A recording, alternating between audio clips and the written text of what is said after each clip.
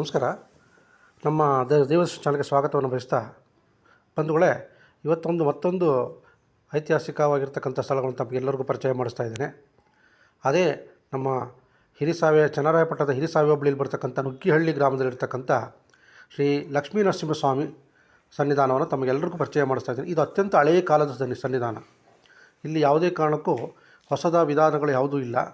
ತಾವು ಒಂದು ಸರಿ ನೋಡಿ, ಇದು ಚೋಳರ ಕಾಲದಲ್ಲಿ ಮತ್ತು ಹೊಯ್ಸಳ ಕಾಲದಲ್ಲಿ ಇಬ್ಬರ ಕಾಲದಲ್ಲೂ ಸಹ ಇದನ್ನು ದೇವಸ್ಥಾನ ನಿರ್ಮಾಣವನ್ನು ಮಾಡಿರ್ತಕ್ಕಂಥ ಪುರಾಣದ ಇತಿಹಾಸವನ್ನು ಹೊಂದಿರತಕ್ಕಂಥದ್ದು. ಅತ್ಯಂತ ಹಳೆಯ ಇರ್ತಕ್ಕಂಥ ಶಿಲೆಗಳನ್ನು ಬಳಸಿ ಮಾಡಿರ್ತಕ್ಕಂಥ ಸಂಪೂರ್ಣವಾಗಿರ್ತಕ್ಕಂಥ ಕಲ್ಲಿನ ಕಟ್ಟಡ ದೇವಸ್ಥಾನ ನಿರ್ಮಾಣ ಮಾಡಿದ್ದಾರೆ.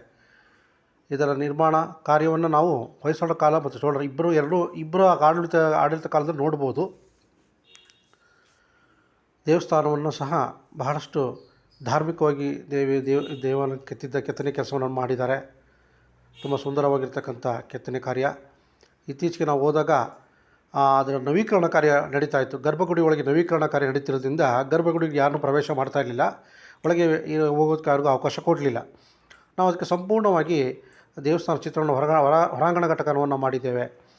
ಹೊರಾಂಗಣ ಘಟಕದ ಒಂದು ವಿಶೇಷತೆ ಏನಪ್ಪ ಅಂತಂದರೆ, ಈ ಬೇಲೂರು ಮತ್ತು ಹಳೇಬೀಡಿನ ಕೆತ್ತಿರ್ತಕ್ಕಂಥ ಶಿಲ್ಪಿಗಳೇ ಈ ಒಂದು ದೇವಸ್ಥಾನದ ಕಾರ್ಯವನ್ನು ನಿರ್ಮಾಣ ಮಾಡಿದ್ದಾರೆ ಅಂತಕ್ಕಂಥದ್ದು ಸ್ಥಳ ಪುರಾಣ ಹೇಳುತ್ತೆ. ಅಷ್ಟೊಂದು ಸುಂದರವಾಗಿರ್ತಕ್ಕಂಥ ಕೆತ್ತನೆ ಕಾರ್ಯವನ್ನು ಮಾಡಿದ್ದಾರೆ. ಇಲ್ಲಿ ಮೂಲ ದೇವರು ಕ್ಷೇತ್ರಪಾಲಕ ಅಂತಂದರೆ ನರಸಿಂಹಸ್ವಾಮಿ, ಅಂದರೆ ಭೂದೇವಿ ಸಮೇತ ನರಸಿಂಹಸ್ವಾಮಿ ನೆಲೆಸಿರ್ತಕ್ಕಂಥದ್ದು ಗರ್ಭಗುಡಿ ನೋಡಿ ಅದನ್ನು ನವೀಕರಣ ಮಾಡ್ತಾಯಿದ್ದಾರೆ. ಹಾಗಾಗಿ ನಮ್ಮನ್ನು ಒಳಕ್ಕೆ ಬಿಡಲಿಲ್ಲ, ಗರ್ಭಗುಡಿ ಒಳಕ್ಕೆ ಬಿಡಲಿಲ್ಲ. ಹೊರಗಡೆ ಚಿತ್ರೀಕರಣವನ್ನು ಸಂಪೂರ್ಣವಾಗಿ ಮಾಡಿ ತಮ್ಮೆಲ್ಲರಿಗೂ ತೋರಿಸ್ತಾ ಇದ್ದೇನೆ. ಯಾಕೆಂತಂದರೆ ಈ ನರಸಿಂಹಸ್ವಾಮಿ ಕ್ಷೇತ್ರ ನುಗ್ಗಿಹಳ್ಳಿಯಲ್ಲಿ ಬರ್ತಕ್ಕಂಥ ಎರಡನೇ ಅತ್ಯಂತ ಪುರಾತನವಾದ ಧಾರ್ಮಿಕ ಕ್ಷೇತ್ರ.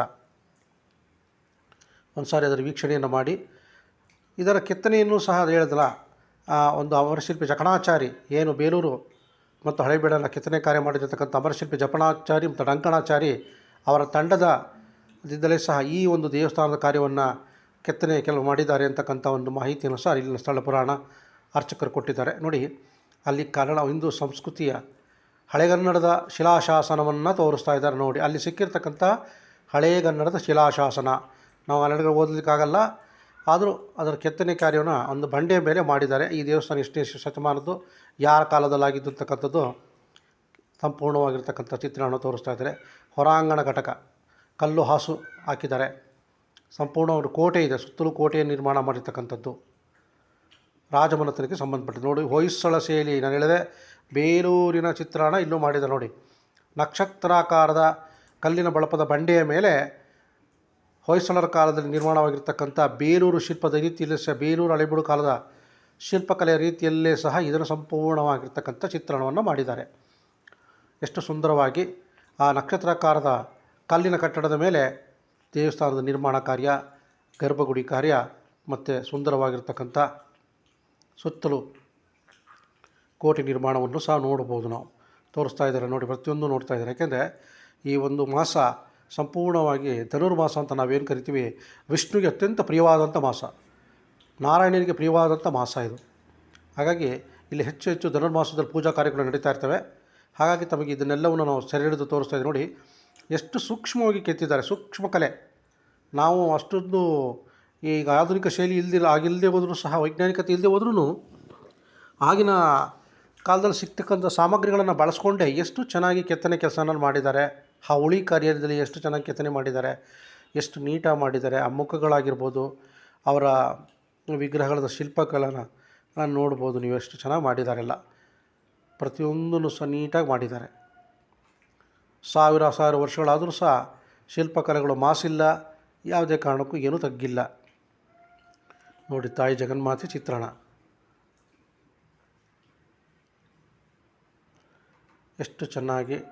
ಹೊರಾಂಗಣ ಘಟಕ ಇದು, ಸಂಪೂರ್ಣವಾಗಿ ಹೊರಾಂಗಣ ಘಟಕ ನಡೀತಾ ಇದೆ, ಚಿತ್ರೀಕರಣ ಮಾಡಿರ್ತಾರೆ.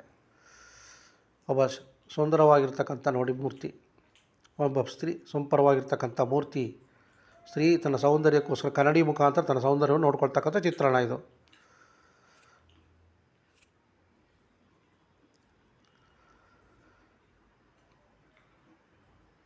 ನೋಡಿ, ಮಧ್ಯದಲ್ಲಿ ಎಷ್ಟು ಚೆನ್ನಾಗಿ ಸ್ಟೆಪ್ ಬೈ ಸ್ಟೆಪ್ ಹಂತವಾಗಿ ಕೆತ್ತನೆ ಮಾಡಿದ್ದಾರೆ. ಒಂದಕ್ಕೊಂದು ಸಹ ಅದರ ವಿಂಗಡಣೆ ಅಳತೆಯಲ್ಲೂ ಸಹ ಅದೇ ಥರ ಇದೆ, ಒಂದು ಚೂರು ವ್ಯತ್ಯಾಸ ಮಾಡಿಲ್ಲ. ಸಂಪೂರ್ಣವಾಗಿರ್ತಕ್ಕಂಥ ಚಿತ್ರಣ. ತಾವೆಲ್ಲರೂ ಸಹ ಇಂಥ ಧಾರ್ಮಿಕ ಕ್ಷೇತ್ರಗಳ ಪುಣ್ಯಕ್ಷೇತ್ರಗಳನ್ನು ನೋಡಿ ಆ ಸ್ವಾಮಿ ಆಶೀರ್ವಾದನ ಪಡಿಬೇಕು. ತಾವೆಲ್ಲರೂ ಸಹ ನಮ್ಮ ಈ ಒಂದು ಧಾರ್ಮಿಕ ಕ್ಷೇತ್ರಕ್ಕೆ ತಮ್ಮೆಲ್ಲರ ಸಹಕಾರವನ್ನು ಕೇಳ್ತಾ ಇದ್ದೇನೆ. ತಾವೆಲ್ಲರೂ ಹೆಚ್ಚು ಹೆಚ್ಚು ನಮಗೆ ಸಹಕಾರ ಕೊಡಬೇಕು, ಲೈಕ್ ಮಾಡಬೇಕು, ಶೇರ್ ಮಾಡಬೇಕು. ಇಂಥ ಕ್ಷೇತ್ರಗಳನ್ನು ನೀವು ಸಬ್ಸ್ಕ್ರೈಬಾಗಿ ಶೇರ್ ಮಾಡಿದ್ರೆ ಅವರೂ ಸಹ ಬೇರೆಯವರು ಬಂದು ನೋಡ್ಕೊಂಡು ಹೋಗೋಕ್ಕೆ ಅನುಕೂಲ ಆಗುತ್ತೆ. ಎಷ್ಟೋ ಧಾರ್ಮಿಕ ಕ್ಷೇತ್ರಗಳು ನಮ್ಮ ಕರ್ನಾಟಕ, ನಮ್ಮ ಭಾರತ ಅಂತ ಹೇಳ್ಬೋದು. ಕರ್ನಾಟಕ, ಭಾರತ ಈ ಶಿಲ್ಪಗಳ ತವರೂರು ಅಂತ ಕರಿಬೋದು. ಪ್ರಪಂಚದಲ್ಲಿ ಎಲ್ಲೂ ಇಲ್ಲ ನಮ್ಮ ಕರ್ನಾಟಕದಲ್ಲಿರ್ತಕ್ಕಂಥ ಶಿಲ್ಪಕಲೆ. ವಿಶ್ವದಲ್ಲಿ ಯಾವುದೇ ರಾಷ್ಟ್ರದಲ್ಲಿ ಇಂಥ ಶಿಲ್ಪಕಲೆಗಳಿಲ್ಲ. ಹಾಗಾಗಿ ಪ್ರತಿ ವರ್ಷವೂ ಸಹ ಇಲ್ಲಿಗೆ ಸಾಕಷ್ಟು ವಿದೇಶಿ ಪ್ರವಾಸಿಗರು ಬಂದು ದೇವಸ್ಥಾನವನ್ನು ವೀಕ್ಷಣೆಯನ್ನು ಮಾಡ್ಕೊಂಡು ಹೋಗ್ತಾ ಇದ್ದಾರೆ. ಅದು ನಮ್ಮ ದೇಶದ, ಈ ನಮ್ಮ ರಾಜ್ಯದ ಒಂದು ಶಕ್ತಿ ಅಂತ ಹೇಳ್ಬೋದು. ಇದಕ್ಕಾಗಿ ತಮ್ಮೆಲ್ಲರಿಗೂ ಹೇಳೋದೇನೆಂದರೆ, ತಾವೆಲ್ಲರೂ ಸಹ ಈ ಒಂದು ಲೈಕ್ ಮಾಡಿ ಮತ್ತು ಬೇರೆಯವ್ರಿಗೆ ತೋರಿಸಿದಾಗ ಅವರೂ ಸಹ ಇಂಥ ಪುಣ್ಯಕ್ಷೇತ್ರಗಳನ್ನು ನೋಡಲಿಕ್ಕೆ ಸಹಕಾರಿಯಾಗುತ್ತೆ. ಎಲ್ಲ ಥರದ್ದು ಇದರಲ್ಲಿ ರಾಮಾಯಣ, ಮಹಾಭಾರತ ಆಗಿರ್ಬೋದು, ಭಗವದ್ಗೀತೆಗೆ ಸಂಬಂಧಪಟ್ಟಿರ್ತಕ್ಕಂಥ ಒಂದು ಗೀತ ಸಂದೇಶ ಆಗಿರ್ಬೋದು, ರಾಮಾಯಣ ಕಾಲದ ಯುದ್ಧ ಘಟನೆ ಆಗಿರ್ಬೋದು, ಮಹಾಭಾರತ, ಇಂಥ ಎಲ್ಲ ಚಿತ್ರಣವನ್ನು ಸಹ ಇಲ್ಲಿ ಕೆತ್ತನೆ ಕೆಲಸವನ್ನು ಮಾಡಿದ್ದಾರೆ. ನರಸಿಂಹಸ್ವಾಮಿ ಅವತಾರವನ್ನು ಸಹ ಕೆತ್ತನೆ ಮಾಡಿದ್ದಾರೆ. ವಿಷ್ಣುವಿನ 10 ಅವತಾರಗಳನ್ನು ಸಹ ಇಲ್ಲಿ ಕೆತ್ತನೆಯನ್ನು ಮಾಡಿದ್ದಾರೆ. ತಾವೆಲ್ಲರೂ ಸಹ ಸೂಕ್ಷ್ಮವಾಗಿ ನೋಡಿ ಆ ಒಂದು ಸೂಕ್ಷ್ಮತೆಯಲ್ಲಿ ಎಷ್ಟು ಸೂಕ್ಷ್ಮವಾಗಿ ವಿಗ್ರಹಗಳ ಎಲ್ಲೂ ಸಹ ಭಿನ್ನ ಆಗದಂಗೆ ಹೆಂಗೆ ಕೆತ್ತಿದ್ದಾರೆ. ಅದರ ಆ ಕಲೆಯನ್ನು ತಾವೆಲ್ಲರೂ ಒಂದ್ಸರಿ ನೋಡಿ ಆನಂದ ಪಡಬೇಕು, ಆನಂದಿಸ್ಬೇಕು. ಅದನ್ನು ಆ ಕಲೆಗೆ ಗೌರವವನ್ನು ಕೊಡಬೇಕು. ನಾವೆಲ್ಲರೂ ಸಹ ಗೌರವವನ್ನು ಕೊಡಬೇಕಾಗತ್ತೆ. ಇಂಥ ಚಿತ್ರಣ ಇತ್ತೀಚಿನ ಈ ಕಾಲದಲ್ಲಿ ಎಲ್ಲೂ ಮಾಡಲಿಕ್ಕಾಗಲ್ಲ, ಸಾಧ್ಯವೇ ಇಲ್ಲ. ಈ ರೀತಿಯಾಗಿರ್ತಕ್ಕಂಥ ಕೆತ್ತನೆಯನ್ನು ಈಗಿನ ಕಾಲದಲ್ಲಿ ಮಾಡಲಿಕ್ಕೆ ಸಾಧ್ಯ ಇಲ್ಲ. ಅಷ್ಟು ಸುಂದರವಾಗಿ ಕೆತ್ತನೆಯನ್ನು ಮಾಡಿದ್ದಾರೆ. ಎಲ್ಲೂ ಸಹ ನೋಡಿ ಯಾವುದೇ ವಸ್ತುಗಳನ್ನು ಬೇರೆ ಬಳಕೆ, ಮರ ಆಗಿರ್ಬೋದು, ಕಬ್ಬಿಣವನ್ನು ಬಳಸ್ತಲೇ ಕೇವಲ ಕಲ್ಲಿನಲ್ಲಿ ಸಂಪೂರ್ಣವಾಗಿರ್ತಕ್ಕಂಥ ಚಿತ್ರಣವನ್ನು ಮಾಡಿದ್ದಾರೆ. ತಾವೆಲ್ಲರೂ ಸಹ ಇದನ್ನು ಒಂದ್ಸರಿ ಪರಿಶೀಲಿಸಬೇಕು, ಸೂಕ್ಷ್ಮವಾಗಿ ನೋಡಬೇಕು. ನೋಡಿದ್ದಕ್ಕೆ ಧನ್ಯವಾದಗಳು.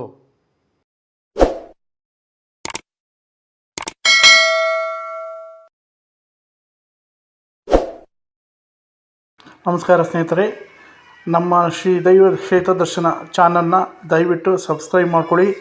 ಹಾಗೆ ಕೆಳಗಡೆ ಬೆಲ್ ಬಟನ್ನ ಒತ್ತಿ ಲೈಕ್ ಮಾಡಿ, ಶೇರ್ ಮಾಡಿ.